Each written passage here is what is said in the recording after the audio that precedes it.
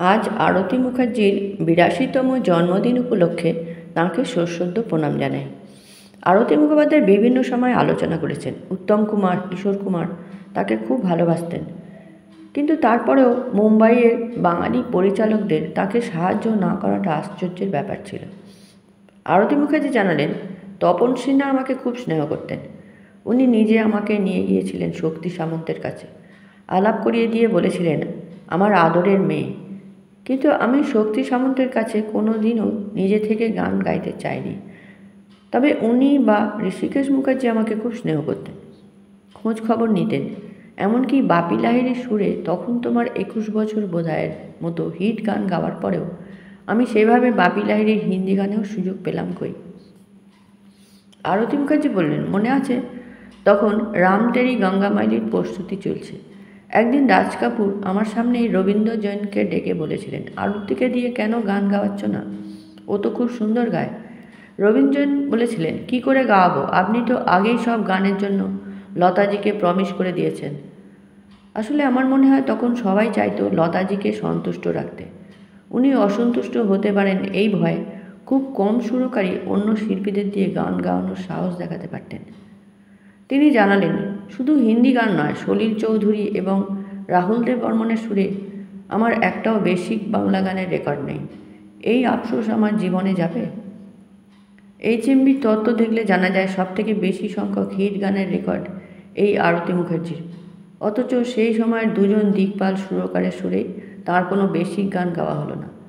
তবে ছায়াছবির গান অবশ্য গেয়েছেন, কিন্তু যতই হোক বেসিক গানের একটা আলাদা মর্যাদা। কথা কিন্তু হয়েছিল সলিল চৌধুরী ৮৩তে পুজোর গান গাওয়াবেন বলেও ছিলেন। রাহুল দেব বর্মনের সঙ্গে কথা দিয়েছিলেন, কাজও এগিয়েছিল, কিন্তু কোনো অজ্ঞাত কারণে রেকর্ডিং আর হলো না। আরতি মুখার্জির খাবারে বিষ মেশানো হয়েছিল এই প্রসঙ্গে তিনি বললেন, আমি নিজেই নিশ্চিত করে আজও জানি না কে, কেন, কবে, কিভাবে বিষ দিয়েছিল। খুব শরীর খারাপ হয়েছিল, পা ফুলে যাচ্ছিল, বসতে পারতাম না, বেশিক্ষণ গাইতেও পারতাম না। ডাক্তার পেট ওয়াশ করে এমন বিষ পেয়েছিল যা খাবারে কেউ ইচ্ছাকৃত না মেশালে পেটের ভেতরে পাওয়ার কথা নয়। তবে যেহেতু আমি জানি না কে এই কাজ করেছিল, তাই এই নিয়ে নির্দিষ্ট কারো ওপর আমার কোনো ক্ষোভও নেই। আরতি মুখার্জি সুচিত্রা সেন থেকে দেবশ্রী রায় এবং মাঝে সব নায়িকার লিপেই গান গেয়েছেন। তিনি বললেন, শুধু বাংলা সিনেমার নায়িকাদের লিপেই নয়, একমাত্র আমিই মনে হয় বৈজয়ন্তীমালা, সায়রা বানু, ওয়াহিদা রহমান, তনুজা, শর্মিলা, রাখি, মৌসুমী, জয়া, মুম্বাই থেকে যত নায়িকা বাংলা সিনেমা করতে গেছেন সবার লিপেই গেয়েছি। আরতি মুখার্জির ছেলে সোহম মুনিম ভালো সেতার বাজান। এই প্রসঙ্গে তিনি বললেন, আলী আকবর সাহেব আমাকে বলেছিলেন ছেলেকে খেলনা দেবে না, বাদ্যযন্ত্র কিনে দেবে, তাহলে ছোট থেকেই কান তৈরি হবে, আগ্রহ তৈরি করতে হবে। আমিও কলকাতা থেকে ওকে ছোট সেতার কিনে এনে দিয়েছিলাম। অন্য মায়েদের মতো ছোটোবেলায় তো ওকে বিশেষ কাছে পাইনি। আমার এই শ্বশুরবাড়ির রীতি মেনে ওকে পাঠিয়ে দেওয়া হয়েছিল পণ্ডিচেরির আশ্রমে, সেখানেই ও বড় হয়। ওর বাবা, ঠাকুরদা মানে মুনিম পরিবারের পুরুষেরা সবাই তো ওকালতিতেই জড়িত। আমার ছেলের জন্য অফিস, ক্লায়েন্ট সব রেডি ছিল, কিন্তু কি আশ্চর্য, ও কিন্তু নিজের ইচ্ছায় বেছে নিল সুরের সাধনা, সেতার।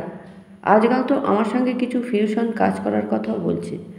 কতটা কী হবে জানি না, কিন্তু এই যে ও জীবনের সঙ্গীতকে বেছে নিল, এ আমার কাছে যে কত বড় তৃপ্তির। আমার জীবনে অনেক না পাওয়ার ব্যথা ভুলে যাই যখন ওকে মঞ্চে বসে বাজাতে শুনি। আরতি মুখার্জি নিজেও লন্ডনের অ্যালবার্ট হলে 16 প্রোগ্রাম করেছিলেন 1977-এ।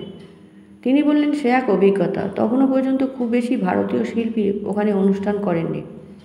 হল ভর্তি দর্শক, প্রায় 1 ঘন্টা গান গেয়েছিলাম। আমি ছাড়াও সেবার ছিলেন সালামত আলী খাঁ, কল্যাণজি আনন্দজির ট্রুপও ছিল। আমি বাংলাদেশ সরকারের আমন্ত্রণে আমেরিকার ম্যাডিসন স্কোয়ার গার্ডেনেও গান গেয়েছি। তিনি প্রচুর রবীন্দ্রসঙ্গীতও গেয়েছিলেন। ঋত্বিক ঘটকের যুক্তিতক্ক গপ্পতে গেয়েছেন আমার অঙ্গে অঙ্গে কে বাজায় বাঁশি।